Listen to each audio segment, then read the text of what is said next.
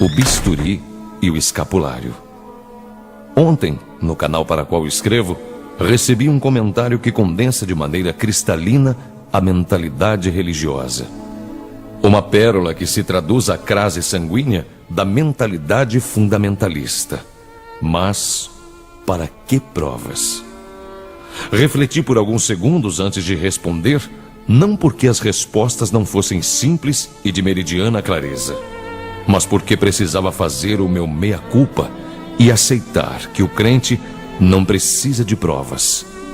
Ele apenas crê. No entanto, existem alguns problemas intransponíveis com isso. Eles são como o elefante na sala de jantar. Não há como não enxergá-los. Quando esse fanático afirma que não precisa de evidências, mas propagandeia que seu Deus pessoal, onipotente, onisciente e onipresente, realiza curas e opera milagres em um mundo material, sim, esse fanático precisa provar o que professa. Quando ele vende esse produto, veste essa fantasia, conta o conto de fadas, ele assume tal responsabilidade. Quando ele enche de esperanças o coração de um enfermo, promete locomoção irrestrita a um deficiente físico e vida eterna a quem está do lado em troca de seu suar dos 10%, sim, ele se compromete. Mas não se compromete com sua crença. Isso é problema dele. Ele se compromete com o efeito de sua assertiva. Ele se compromete com o resultado. Ele se responsabiliza pela pessoa a quem entregou um presente fechado, mas garantido. Não assumir isso é leviano, é covarde. Culpar um Deus, não importa qual, que não lhe passou procuração para tal ato e depois chutar para escanteio quando o óbvio acontece, é no mínimo criminoso. Então, eu respondo, por que precisamos de provas e evidências? Precisamos de provas e evidências para que não nos enganemos. Precisamos de provas e evidências porque as percepções se distorcem, inclusive as nossas. Precisamos de provas porque são elas que nos resgatam da nossa ignorância. São elas que nos mostram o quão arrogantes somos em nossas certezas. São elas que nos lembram a cada segundo que somos humanos, falíveis, evolutivos, frágeis. Sim, somos frágeis. Somos acometidos por doenças terríveis. Nossos membros podem ser perdidos por inúmeros motivos e nunca mais vão se regenerar. Nosso cérebro pode sofrer de males degenerativos como Parkinson e Alzheimer. Ainda assim, esse teimoso primata, esse persistente bípede, esse ser tão sensível às alterações climáticas, ainda busca provas, ainda implora por razões. Maldito Homo sapiens! Por que desafias a Deus? Talvez porque toda vez que esse mesmo homem adoece, só pode contar consigo mesmo. Porque quando tem uma infecção, foi o fruto do seu trabalho que o curou. Porque a penicilina não lhe fora enviada em um ramo incandescente. Se hoje cânceres são curados, órgãos são reparados por maravilhas como a laparoscopia, doenças emocionais e mentais são tratadas por serotonina enviada como um míssil teleguiado ao coração do problema, agradeçam aos homens. Sim, isso mesmo. Agradeçam aos homens, seus ingratos. Vocês, religiosos, cospem no prato em que comem todas as vezes em que atribuem tais benesses a um ser que nunca lhes deu sequer bom dia e afirmam que foi ele que curou seus filhos, ao arrepio do crédito que deveriam dar ao ser humano falível que estudou durante anos para compreender o funcionamento e receitar o melhor antibiótico. Esse mesmo antibiótico que, aliás, também foi criado pelos homens. Você, religioso, antes de tudo, tem que compreender que és um traidor da sua própria espécie cada vez que afirma que o gol foi divino e que apenas o chute foi humano. Se não, por que você, religioso, leva sua família ao hospital quando a mesma adoece? Não confias no teu Deus? Por que usa óculos para curar a miopia que lhe acomete? Melhor, Por que o seu pastor, padre ou líder religioso também usa óculos? Onde se meteu o tal do jogue seus óculos fora, pois em nome de Jesus está curado ou a tua fé te salvou? Que hipocrisia é essa? Mas saibam que existe o outro lado. Querem provas ou evidências? Sem problemas. As entregamos. Todos os dias.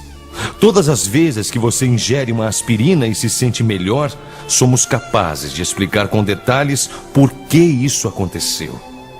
E você, religioso, consegue justificar alguma suposta cura, alguma intervenção divina, alguma intercessão mediúnica? Explique então por que seu Deus não cura os amputados. Explique, por favor, por que, com o aperfeiçoamento dos exames para detecção com precisão do HIV, as inúmeras curas pentecostais não ocorrem mais?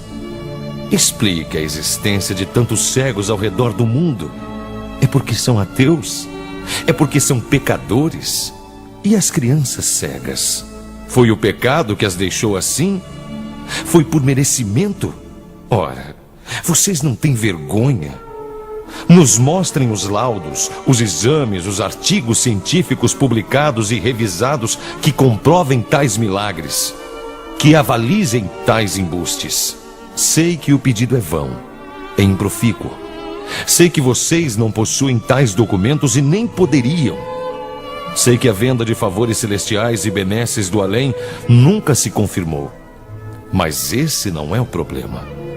Vocês são livres para acreditar no que quiserem. Mas nesse processo, não iludam gente humilde. Não lhes tomem os seus salários. Não tragam alento onde não há alento, a não ser aquele trazido pela honestidade.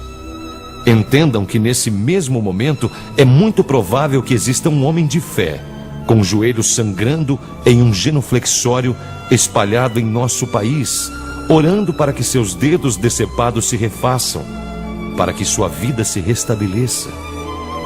Isso é justo com ele? Vamos lá, desçam de seus pedestais, deixem de lado o seu narcisismo ilimitado de acreditar que um ser todo-poderoso trabalha para vocês e me respondam: isso é certo? Se a dúvida singrou em sua consciência, mesmo que por apenas um segundo, já atingi meu objetivo. Faça algo de útil e pegue esse segundo de dúvida e o transforme em 1 minuto.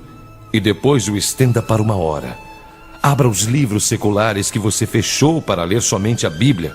Pergunte ao seu professor de ciências. Busque respostas lógicas, satisfatórias.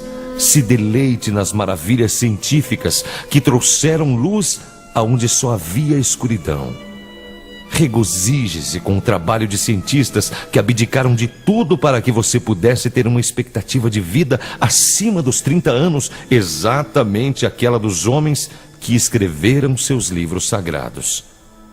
Por fim, quando você, religioso, de qualquer crença, for dormir à noite e em seu atavismo de arlequim for conversar com seu Deus, pergunte-lhe por que não debela tais dúvidas.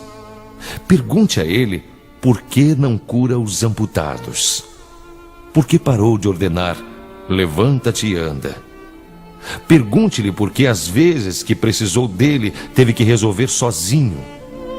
Pergunte-lhe por que permite que crianças sejam molestadas muitas vezes por seus próprios representantes aqui na Terra.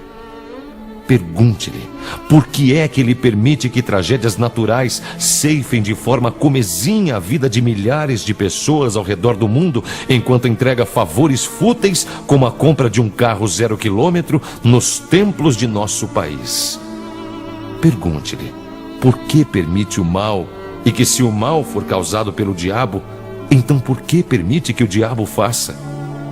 Mas acima de tudo, pergunte ao seu Deus por que ele não responde com algo mais do que uma sensação.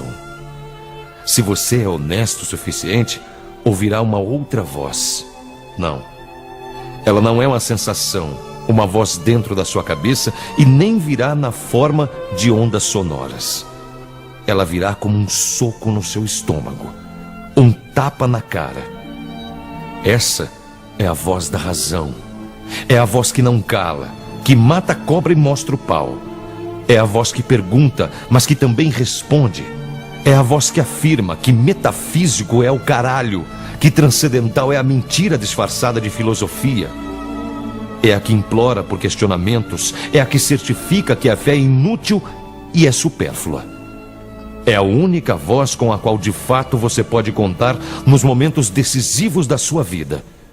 E essa é a sua própria voz. Se ela não for suficiente, eu sinceramente lamento. Não há nada a fazer a não ser crescer, a não ser deixar a infância para trás e encarar a realidade da vida com suas tragédias e perdas incessantes. Destarte, se depois de todas essas perguntas para Deus, Ele não te responder, não o culpe, não se zangue com Ele. Ele não responde porque não pode. Ele não pode porque desde o momento em que se criou o primeiro microscópio, sua voz foi ficando mais fraca.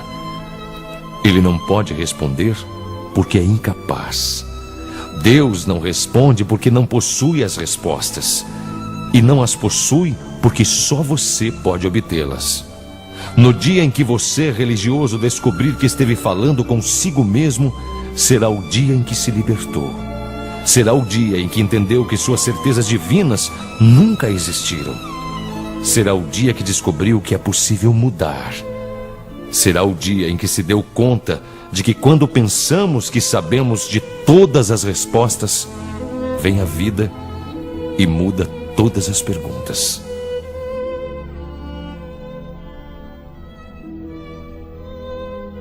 Texto de H.P. Charles.